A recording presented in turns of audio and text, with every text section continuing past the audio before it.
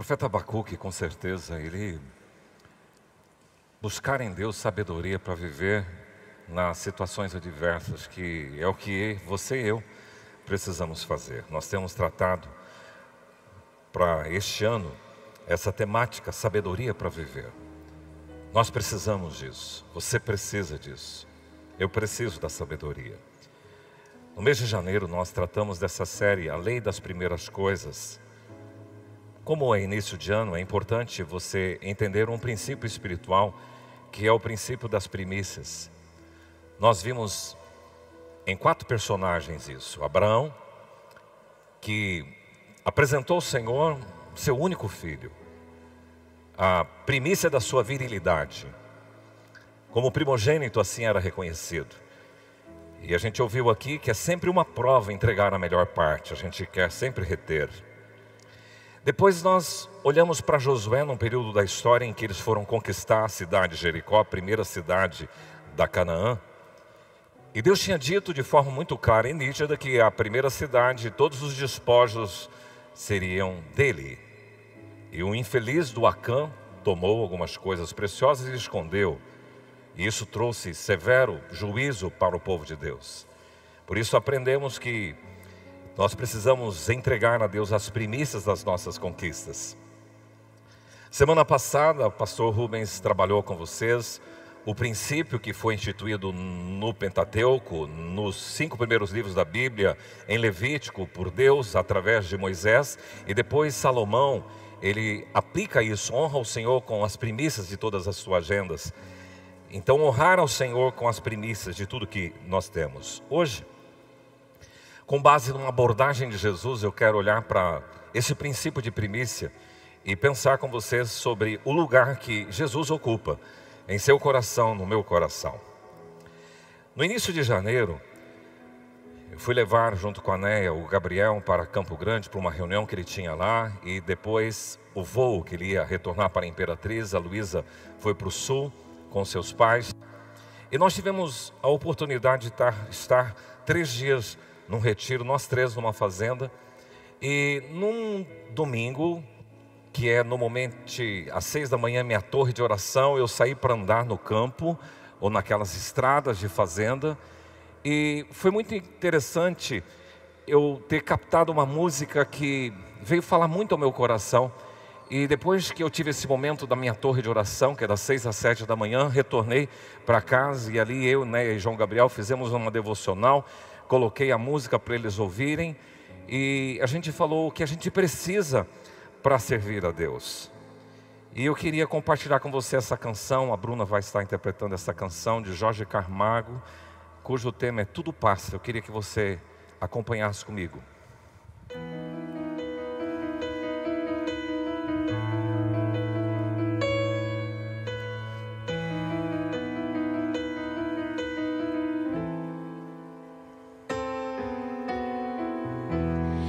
Nada te turbes, pois tudo passa.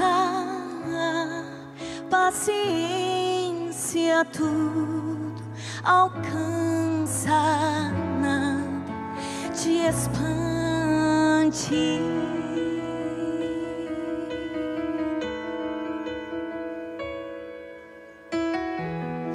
Nada te turbe, pois tudo passa. Paciência tudo alcança, nada te espante.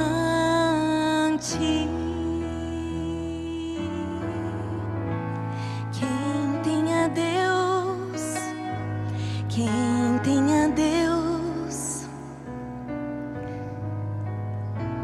nada lhe falta, nada lhe falta, só Deus é o bastante. É só isso a canção, e eu queria que você cantasse a segunda vez junto com a Bruna. Vamos declarar. Nada te turbe, pois tudo passa. Paciência tudo alcança, nada te espante.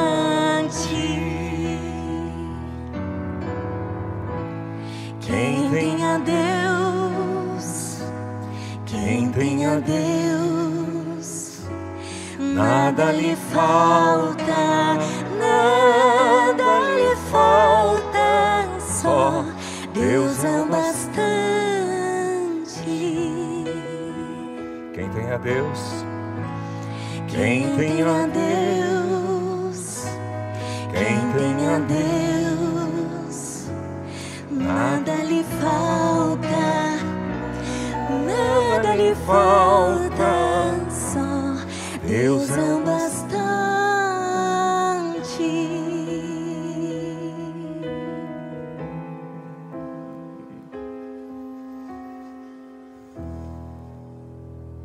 Deus é o bastante. Eu confesso que, após ouvir essa canção, ela veio reafirmar no meu coração e na minha família o ritmo e a direção que a vida deve ter. Nada me falta, porque Deus para mim é o bastante. A música, o louvor, eles são muito importantes para a fé cristã. Por isso é importante você saber o que você está ouvindo. Eu sou ministrado quando a música canta a palavra. Eu sou ministrado quando tem uma linda poesia, quando tem inspiração divina, quando tem unção. Aquela canção me ajuda. Eu sou tocado, ministrado, sensibilizado e encorajado. Quem tem a Deus, nada lhe falta, só Deus é o bastante. Eu quero convidar você a abrir sua Bíblia em Mateus 6, versículos 31 a 34. E eu quero compartilhar esse texto da palavra, o Evangelho de Jesus Cristo segundo Mateus, que diz o seguinte: portanto, não vos inquieteis, dizendo, que comeremos, que beberemos, ou com que nos vestiremos, porque os gentios é que procuram todas essas coisas, pois vosso Pai Celeste sabe que necessitais de todas elas. Buscai, pois, em primeiro lugar o seu reino e a sua justiça, e todas estas coisas vos serão acrescentadas. Portanto, não vos inquieteis com o dia de amanhã, pois o amanhã trará os seus cuidados, basta ao dia o seu próprio mal. Pai, nós declaramos que o Senhor é o bastante para nós e pedimos que pela inspiração do Teu Espírito Santo o Senhor venha trazer clareza na ministração que será proclamada com esse humilde servo, e que o Senhor desvende os nossos olhos para as verdades espirituais, a fim de que Teu povo seja aqui confortado, fortalecido, renovado, encorajado e centrado no projeto de ter o Senhor como o maior bem, a prioridade absoluta de suas vidas. E assim pedimos em nome de Jesus. Amém. O Evangelho de Mateus registra 5 sermões de Jesus. O primeiro é esse, capítulo 5, 6 e 7, que é o Sermão da Montanha. Mas ele vai registrar outros 4. Você vai virar depois a página bíblica e ver lá em Mateus 10, que ele faz a escolha dos seus discípulos e orienta, e é chamado o Sermão da Missão. No capítulo 13, ele tem N parábolas, e ele quer ensinar diante de básica, uma literatura, usa muito de parábolas, uma forma literária, e Jesus utiliza parábolas para trazer clareza. Mas no capítulo 18 ele fala um sermão sobre a igreja, e por fim, em Mateus 25, ele trata do sermão profético, a doutrina das últimas coisas. E eu quero crer que mais do que nunca, daqui a uns dias a gente vai ter que explorar muito os sermões proféticos, a doutrina da escatologia, das últimas coisas, porque ao que parece, o que está se descortinando, muitas coisas estão acontecendo em cumprimento às profecias bíblicas que antecedem a volta de Jesus. Mas esse texto que li, ele trabalha um aspecto da ansiedade, da solicitude da vida dentro do Sermão do Monte. O Sermão do Monte, ele começa com as bem-aventuranças.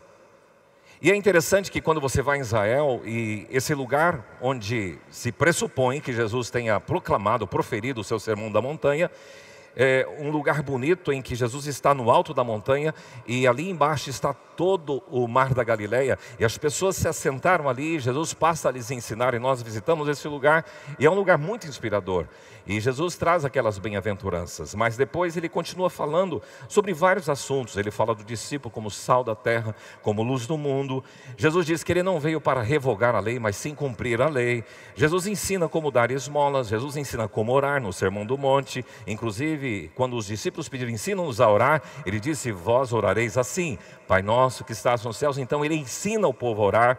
Ele ensina como jejuar, não é ficar batido, estou fazendo jejum. Então, se você faz jejum, que ninguém perceba, que o Pai Celeste possa perceber apenas. Fala dos dois senhores, fala da luz e as trevas, o contraste. Fala dessa ansiosa solicitude da vida, que é o olhar para os pássaros, olhar para os lírios, das duas estradas, dos dois fundamentos. Então, esse texto que li está dentro desse completo Sermão do Monte.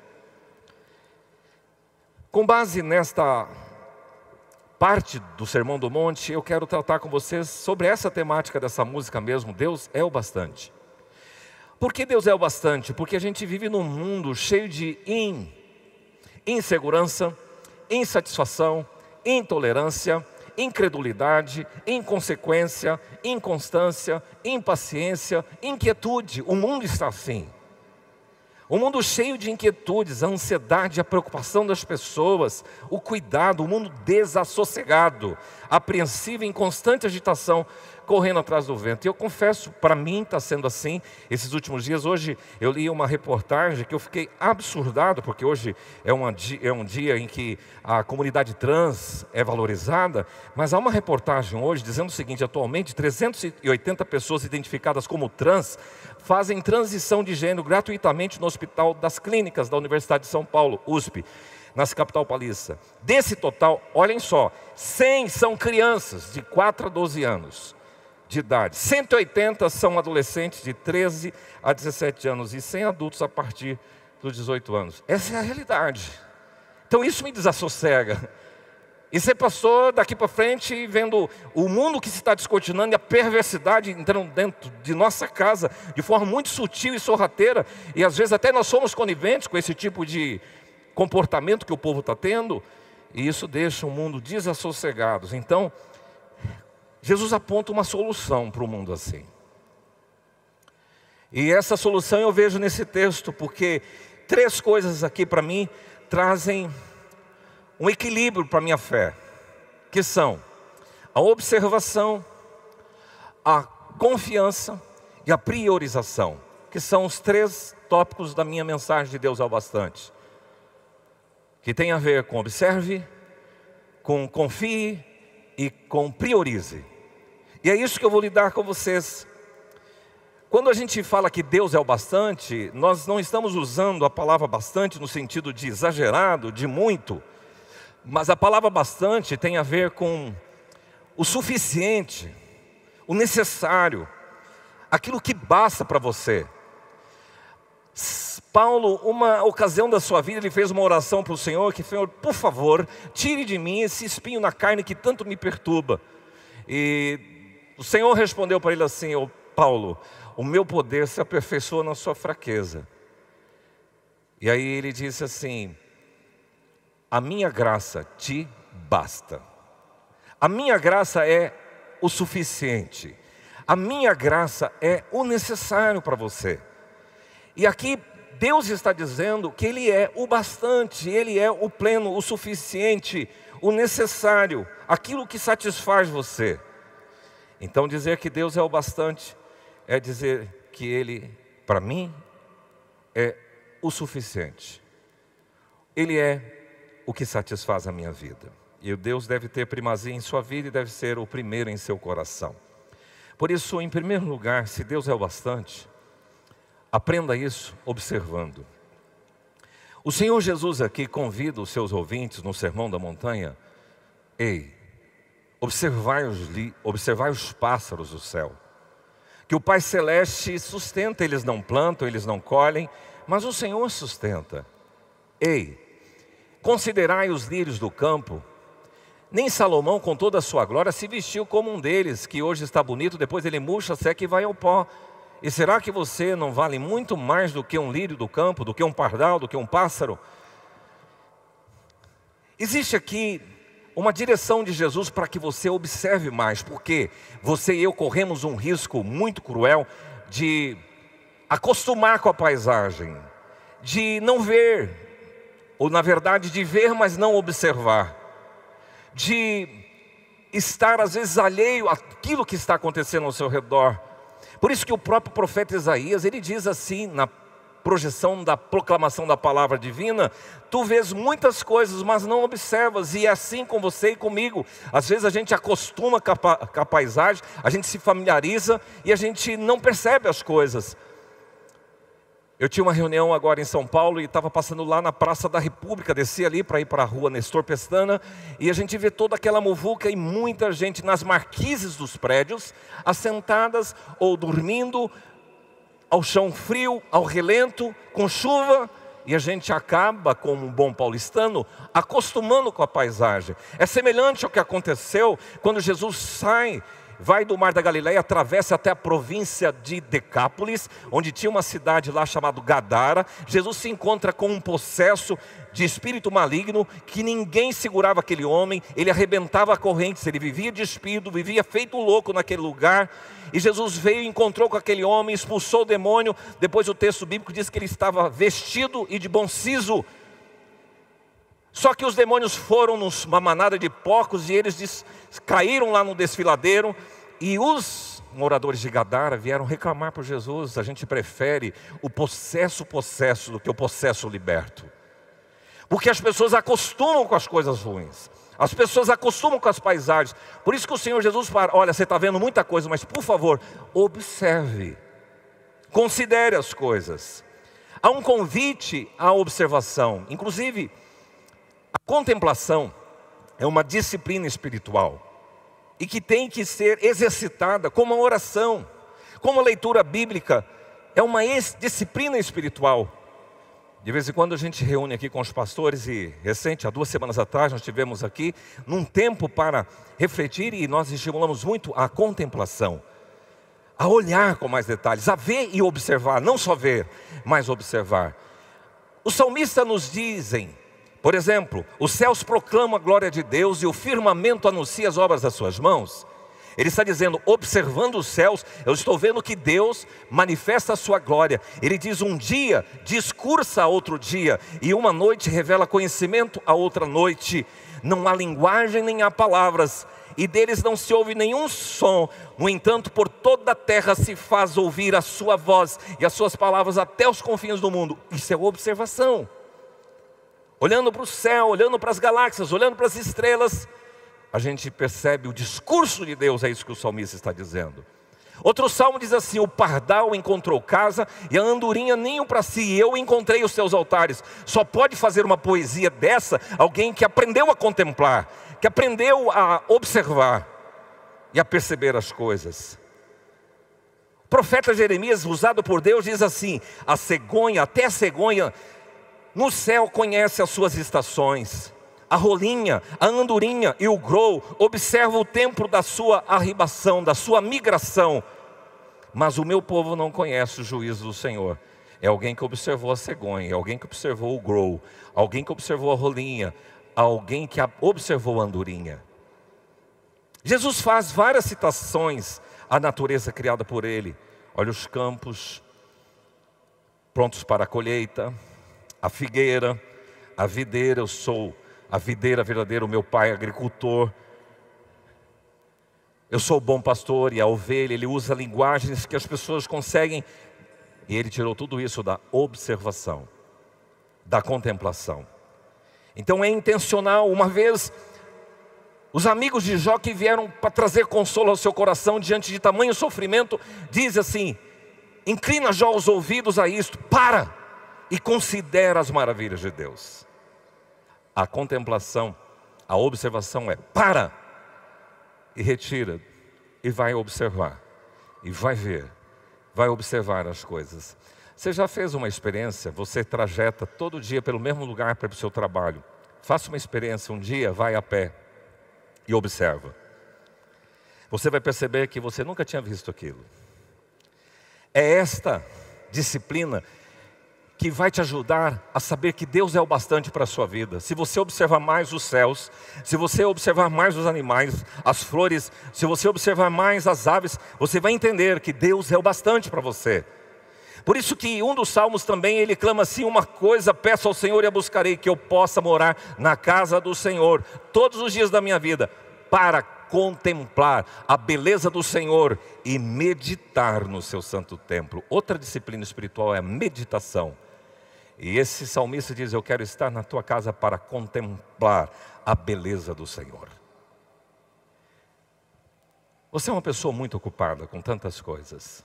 É aquela palavra de Jesus para Marta: Marta, tu te ocupas com tantas coisas, mas uma coisa só é necessária. E o que Jesus está dizendo é: quede-se aos seus pés e aprenda a observar. Jesus te convida a observar, a considerar. Jesus uma vez diz assim: chegada a tarde vocês dizem, haverá bom tempo porque o céu está avermelhado. E pela manhã vocês dizem, hoje haverá tempestade porque o céu está de um vermelho sombrio.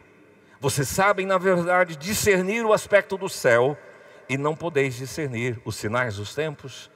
O que Jesus está me enxergando e enxergando a você é a observar. Deus é o bastante, sim, para quem para entender através da própria natureza que Ele supre, Ele provê. E aqui entra a segunda coisa: Deus é o bastante, além de observar, confie. Há um risco também que você e eu corremos da incredulidade. A incredulidade sempre ronda a vida das pessoas. O descrédito, o ceticismo, a falta de fé, o ateísmo, isso não é círculos distantes de Jesus. Vocês sabem que dentro do próprio ciclo de convivência de Jesus, Tomé foi clássico nisso. Eu quero ver para crer. Ele é o exemplo mais clássico da incredulidade. Mas a gente vai perceber que não só foi ele, foram outros discípulos, e você e eu estamos incluídos aí. Jesus chama aqui no Sermão da Montanha, no versículo 30 do capítulo 6 de Mateus, homens de pequena fé. Ele chama as pessoas, os seus ouvintes, de pequena fé, e você e eu estamos incluídos nisso. Jesus chamou os seus discípulos que estavam atravessando o mar da Galileia, e uma tempestade que estava para assosobrar e afundar aquele barco, deixou-os atemorizados, e eles recorreram a Jesus e acordaram a Jesus: salva-nos, senão nós vamos perecer. Então perguntou Jesus, está em Mateus 8:25, por que vocês sois tímidos, homens de pequena fé? Como você se julga? Dentro da classificação de Jesus, ele chama os seus discípulos de homens de pequena fé. E ele vai chamar Pedro, que tentou e ousou e andou sobre o mar, mas depois que ele olhou para as ondas, ele ficou atemorizado e sossobrou e ele afundou. E aí o Senhor Jesus estende a mão, toma e diz a ele: homem de pequena fé. Se ele disse isso para Pedro, se ele disse isso para os seus 12 discípulos ou para os 11, o que ele diz para você e para mim? Há uma conversa de Jesus com um pai que trouxe o seu filho para ser liberto. Era um menino possesso, trouxe para os discípulos não conseguiram expulsar o demônio daquela criança, daquele menino. E Jesus perguntou ao pai do menino: há quanto tempo isso sucede? Desde a infância e tal, E o homem disse, o pai da criança: tu podes alguma coisa, tem compaixão de nós e ajuda-nos. E Jesus responde: se podes, tudo é possível ao que crê. Agora, olha a humildade desse homem. Imediatamente o pai do menino exclamou com lágrimas: eu creio, mas ajuda-me na minha falta de fé.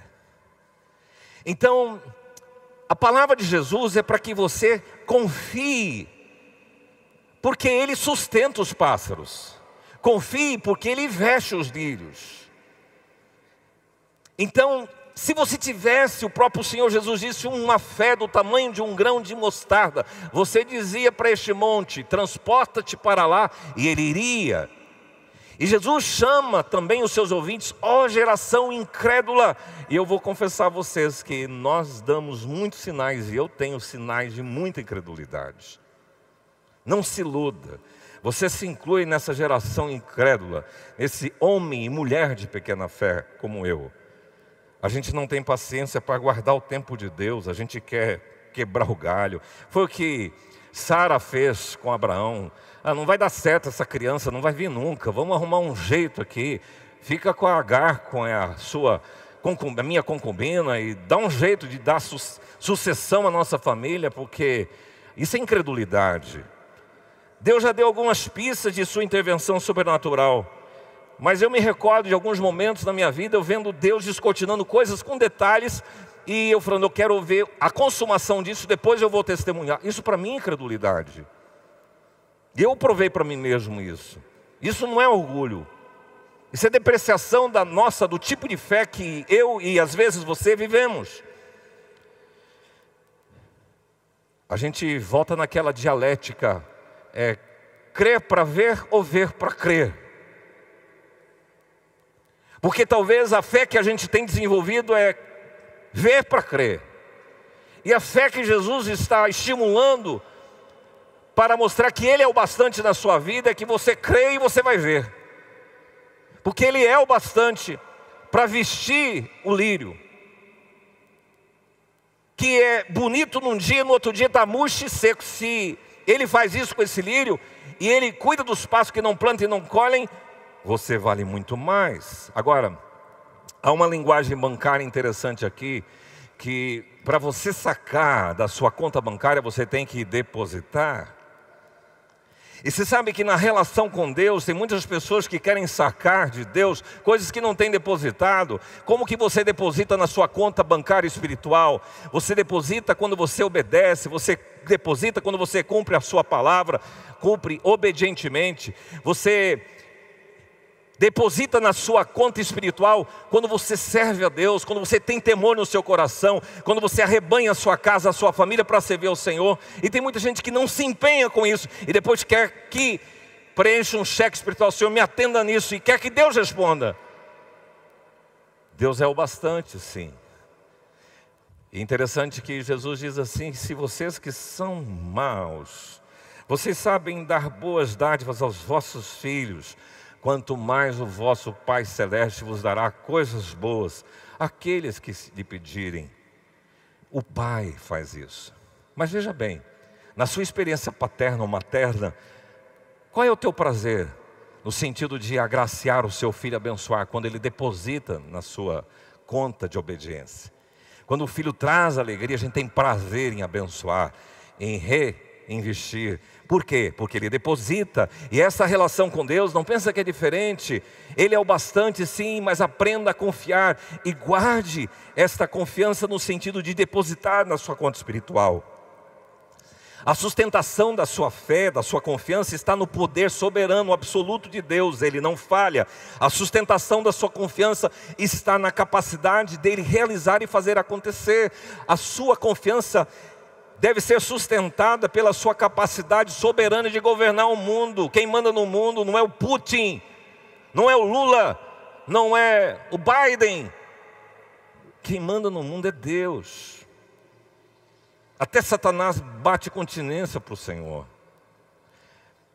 A sustentação da sua confiança está nas suas grandes e muito preciosas promessas. Deus prometeu e vai cumprir. Vocês cantaram aqui.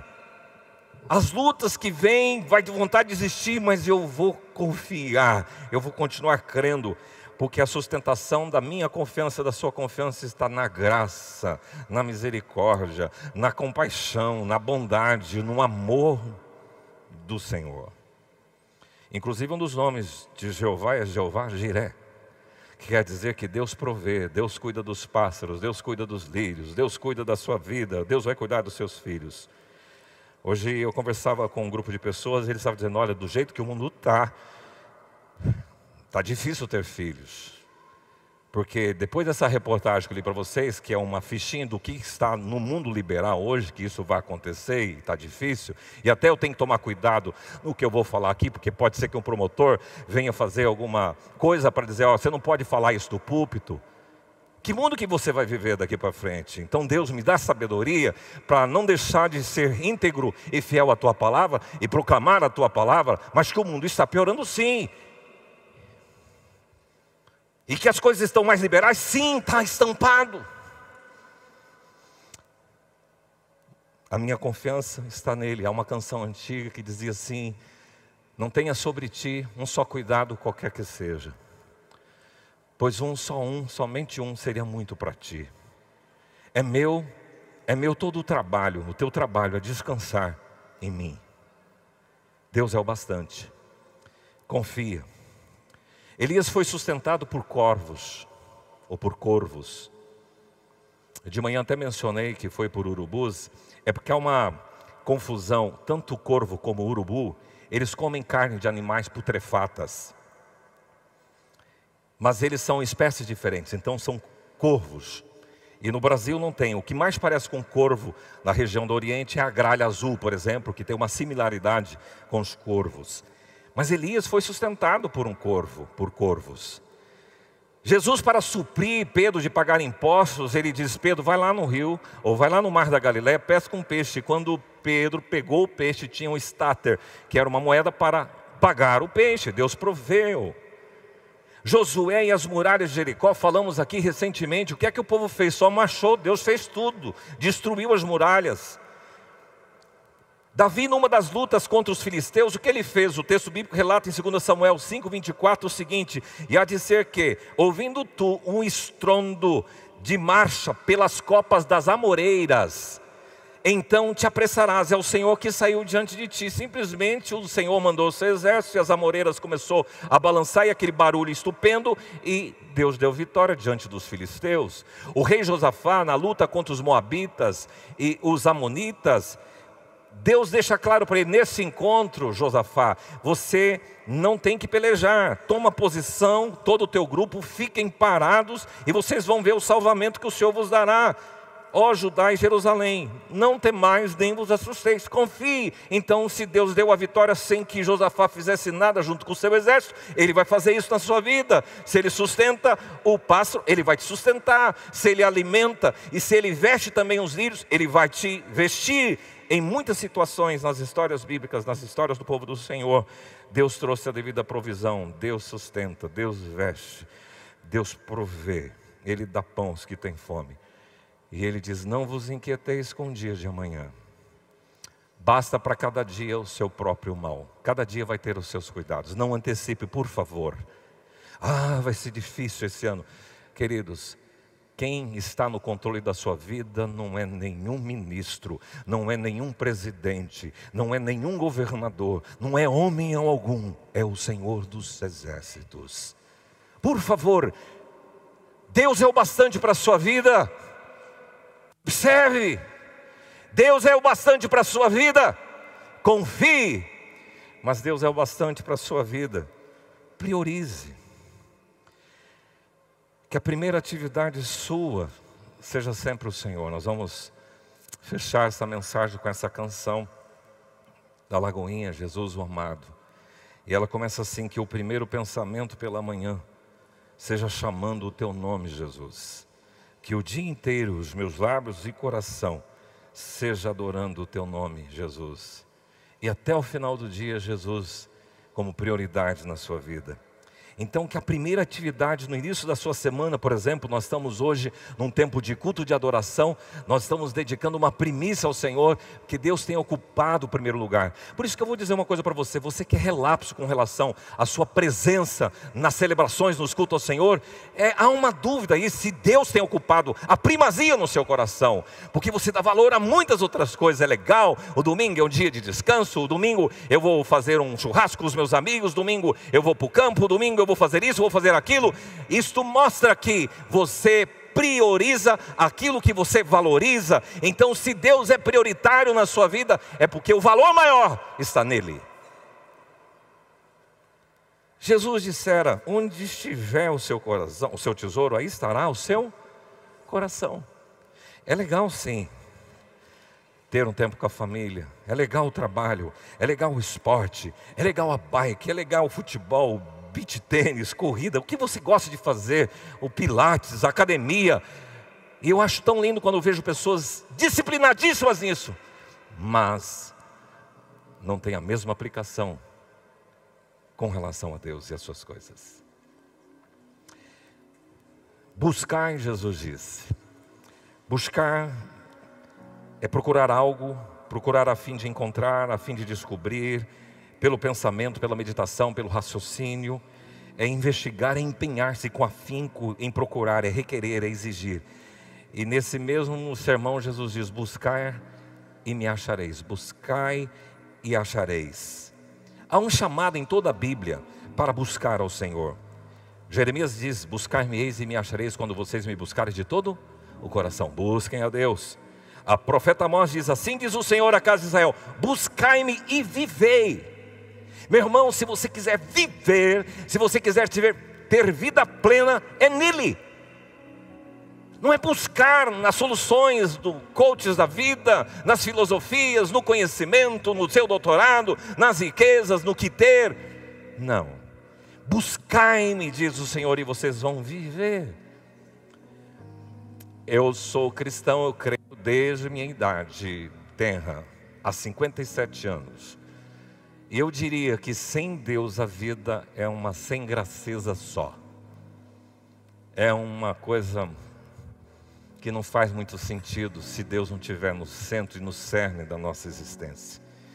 Amós diz: buscai ao Senhor e viver. E somos conclamados nas Escrituras para buscar também, buscar ao Senhor, buscar o seu poder, buscar o bem e não o mal, buscar a sua presença, buscar a justiça, buscar a mansidão, buscar as coisas lá do alto, buscar a paz. E aqui nesse texto, duas coisas que ele orientou a gente buscar. Buscai, pois, em primeiro lugar, o quê? O reino. E que mais? Justiça. Em primeiro lugar quer dizer o primeiro tempo, a primeira posição, principal, a prioridade. O número 1 na sua vida é o reino, tem que ser algo que precede a outras coisas no tempo, no lugar e na importância. Deus é em primeiro lugar, que Ele é o bastante. Vocês sabem me dizer por que Deus... Há uma coisa estranha em Gênesis 4, quando Caim, que era lavrador, ofereceu os frutos da sua colheita, e Abel, que era cuidador de animais, ele ofereceu do seu rebanho, as primícias do seu rebanho. Onde que está o pecado de um? Por que Deus não aceitou a oferta de Caim, mas aceitou a oferta de Abel? Eu achei interessante esses dias, eu estava escutando o pastor Subirá sobre esta temática de primícias, e ele me fez levar no texto uma coisa interessante, porque quando você abre lá em Gênesis 4:3, diz assim: aconteceu que no fim de uns tempos, não foi no início de uns tempos. O que está a supor aqui é que Caim não ofereceu as primícias logo no início, ele ofereceu no final, que sobrou, diferentemente de Abel, porque no texto bíblico diz: Abel por sua vez trouxe das primícias do seu rebanho. Então o problema não foi de ter ofertado ao Senhor coisas, produtos da terra, e ter ofertado o rebanho. O problema foi de ofertar as primícias ou não. No fim, Caim fez isso. Vamos lá, tem que fazer mesmo? Então vamos fazer. Tem que ir na igreja? Então vamos. Não colocou isso como primícia da sua vida. E Deus aceitou esse sacrifício, essa primícia de Abel. Mas Ele deu chance para Caim. Caim, você pode repensar o que você fez, e eu posso aceitar e tratar essa situação contigo. Então gravem aqui uma coisa muito importante para o resto da sua vida. Quando você santifica as primícias de alguma coisa ao Senhor, você santifica todo o restante. Então quando eu pego a minha descendência, meu primeiro filho, e eu dedico ao Senhor como primogênito e primícia, eu estou santificando e consagrando todos os demais filhos. Quando eu estou santificando ao Senhor as primícias da minha renda, eu estou santificando também, consagrando todo o restante, os 90% que é meu, então, que o Senhor me deu, eu estou santificando. Isso é princípio espiritual. Então busque o reino, e aqui entra: busque o governo, busque o domínio, busque os valores do reino, busque Jesus como Messias, a cultura do reino. A igreja tem que mirar no reino, viver os valores do reino, disseminar a cultura do reino, mesmo num mundo totalmente incrédulo, perverso, contaminado, corrupto e imoral. E nós devemos sempre dizer: venha, Senhor, o teu reino. Maranata, vem, Senhor Jesus. Eu vi uma mensagenzinha, parece idiota, mas eu falei: que mundo que a gente está. O rapazinho chega na rua e fica entrevistando as pessoas: ó, preciso colher um abaixo-assinado aqui, nós vamos levantar um movimento aqui contra esse matar os ovos das tartarugas. Aí, não, eu assino. Logo em seguida ele falou, mas tem uma outra aqui que eu queria que a gente também se manifestasse contra o aborto. Não, esse eu não assino. Olha que mundo você está. O cara é a favor de proteger as tartarugas, mas o embrião que está dentro do ventre de uma mulher com vida, não. Esse é o mundo teu, que vai piorar. Como eu vou viver os valores do reino nesse mundo? Deus me ajuda e ajuda a tua igreja. Porque isso é buscar o reino, buscar a justiça. Você é convidado a viver em honestidade, em correção. Eu vi uma reportagem de uma pessoa que estava lendo o livro falando de lucros, como você dobrar os seus lucros. E a ideia perversa é o seguinte: deixe de pagar os seus credores durante 45 dias e com esse recurso você faz outro capital. É uma proposta do mundo moderno. Que mundo louco. Ah, Jesus, nos ajuda, se o Senhor não voltar logo, esse negócio aqui vai piorar mais do que Sodoma e Gomorra e do que dos dias de Noé. Viver o reino, viver a justiça, é ser honesto, em correção, em ações concretas, manifestando as virtudes do reino. Seja a sua palavra sim, sim, cuidado com a mentira. Não faça negócios errados, não fale e não cumpra. Não fica devendo para as pessoas, passando vergonha e fazendo o nome de Jesus sendo envergonhado. Através daquele cara lá da IPI de Dourados. Cara, mude a postura. Buscar o reino é isso. Deus é o bastante. Deus é bastante. E aí a gente volta na canção do Jorge Camargo. Nada te turbe, pois tudo passa. A paciência tudo alcança. Nada te espante, porque quem tem a Deus, nada lhe falta. Só Deus é o bastante. Como que eu vou experimentar isso? Observe o que Deus fez. Confie nele. E coloque ele como prioridade na sua vida. Quero convidar você a se colocar em pé.